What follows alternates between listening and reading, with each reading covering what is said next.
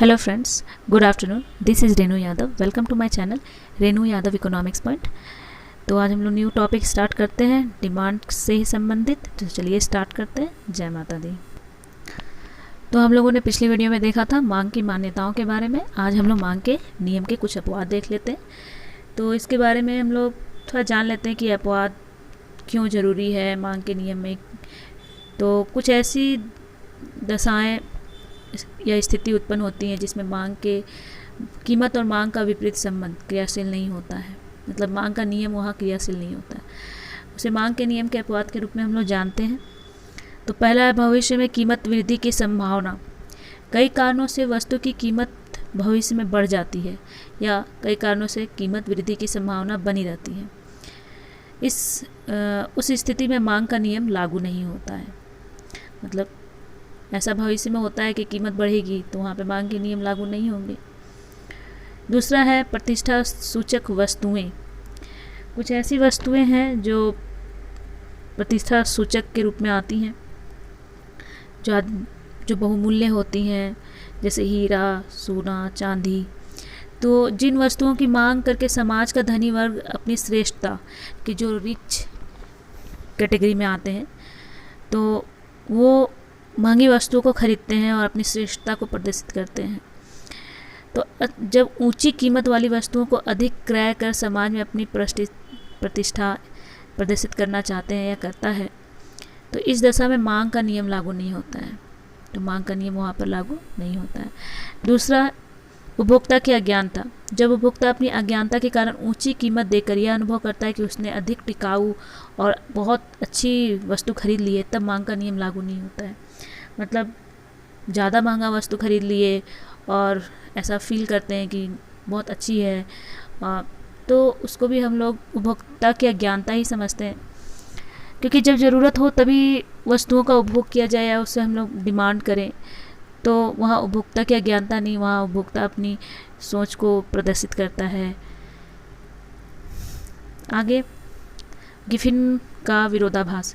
Giffen शब्द का प्रयोग सर्वप्रथम इंग्लैंड के अर्थशास्त्री रॉबर्ट गिफिन के द्वारा किया गया था, जिसके कारण से उनके नाम पे ही गिफिन विरोधाभास है। तो उनके अनुसार दो प्रकार की वस्तुएं होती हैं, एक सामान्य वस्तुएं और दूसरा होती हैं गिफिन यानी कि घटिया वस्तुएं। सामान्य वस्तुएं क्या होती हैं? तो सामान्य वस्तुएं उपभोक्ता की आय बढ़ने पर जिन वस्तुओं की मांग बढ़ जाती है, मतलब अगर उपभोक्ता की आय बढ़ी तो उस वस्तु की मांग बढ़ जाएगी, वे सभी सामान्य वस्तुएं कहलाती हैं। जैसे चावल, गेहूँ, कपड़े, मतलब जो रोज़मर्रा की ज़िंदगी में जो हम लोग यूज़ करते हैं वैसी वस्तुएं, वो सामान्य वस्तुओं में आती हैं। तो हमारी आय बढ़ेगी तो उसकी मांग हम लोग बढ़ाएंगे। दूसरा है गिफिन वस्तुएं, घटिया वस्तुएं। उपभोक्ता की आय बढ़ने पर जिन वस्तुओं की मांग कम हो जाती है, मतलब उपभोक्ता की आय बढ़ी तो उन वस्तुओं की मांग कम हो जाती है जो उनके नज़र में वो घटिया नज़र आने लगती हैं, यानी कि उसका वैल्यू कम हो जाता है। जैसे मोटे अनाज, मोटे कपड़े या फिर सस्ते कपड़े, ये सब फिर उपभोक्ता नहीं खरीदना चाहता है क्योंकि इसकी आय बढ़ गई है तो वो महंगी वस्तु खरीदेगा। तो ये थे कुछ मांग के नियम के अपवाद।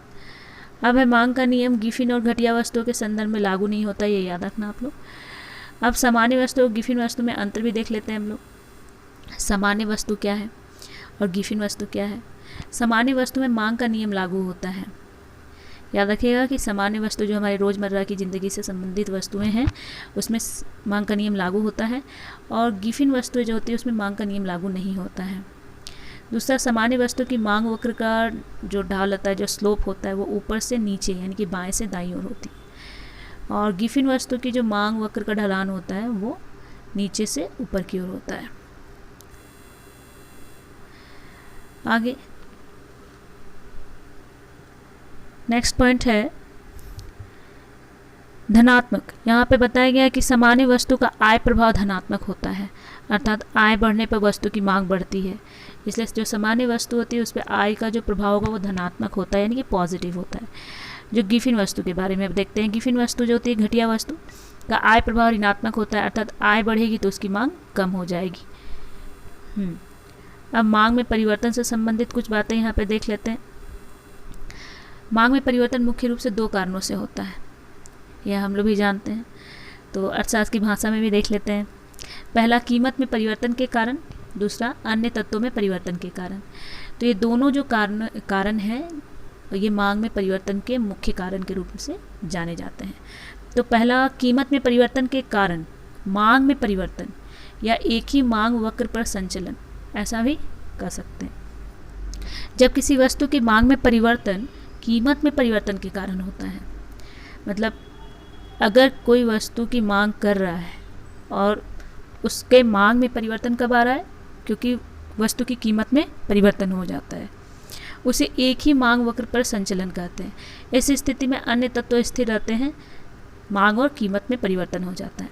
मांग में इस प्रकार के परिवर्तन मांग का विस्तार एवं मांग का संकुचन उत्पन्न करते हैं।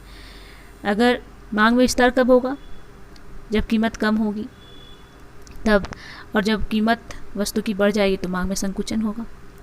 मांग का विस्तार कब होगा, अन्य बातों के समान रहने पर जब वस्तु की कीमत में कमी होने से वस्तु की मात्रा अधिक से अधिक खरीदी जाने लगती है, मतलब लोग अधिक से अधिक वस्तु खरीदने लगते हैं क्योंकि उसकी कीमत कम हो गई है, तब उपभोक्ता अपने उसी मांग वक्र पर दाएं या नीचे की ओर स्थानांतरित हो जाता है।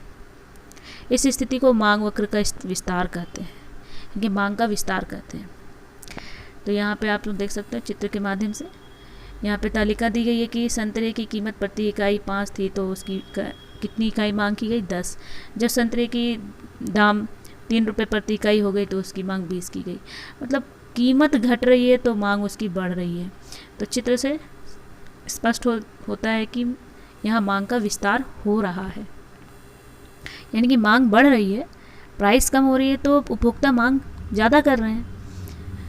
आगे है मांग का संकुचन। अन्य बातों के समान रहने पर जब वस्तु की कीमत अधिक हो जाने के कारण वस्तु की कम मात्रा खरीदी जाती है, तब उपभोक्ता अपने उसी मांग वक्र पर बाईं या ऊपर की ओर स्थानांतरित हो जाता है। इस स्थिति को मांग का संकुचन कहते हैं।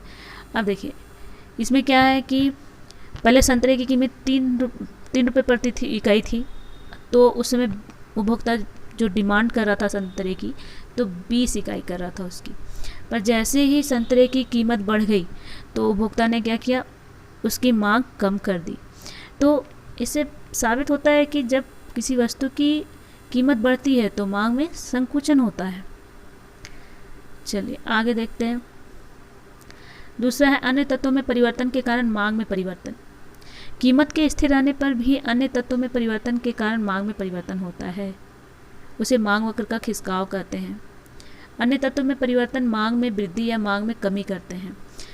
मांग से संबंधित कुछ अन्य तत्व होते हैं जैसे फैशन, रुचि, इसमें भी अगर परिवर्तन होता है तो मांग में परिवर्तन हो जाती है। जैसे मांग में वृद्धि, पहला कीमत के स्थिर रहने पर अन्य तत्व जैसे आय, संबंधित वस्तु की कीमत, रुचि, फैशन आदि में परिवर्तन के कारण, यानी कि मांग से संबंधित जितने भी तत्व हैं अगर उसमें परिवर्तन होता है तो मांग वक्र बाएं से दाईं ओर खिसक जाती है, उसे मांग वक्र में वृद्धि कहते हैं। चलिए आगे, मांग में कमी।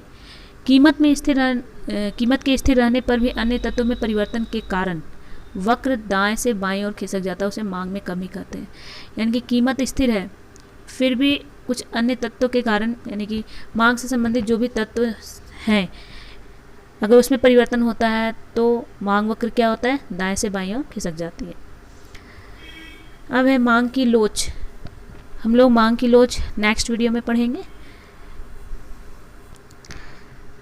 अगर यह वीडियो आपको पसंद आता है तो मेरे चैनल को सब्सक्राइब करें, मेरे वीडियो को लाइक करें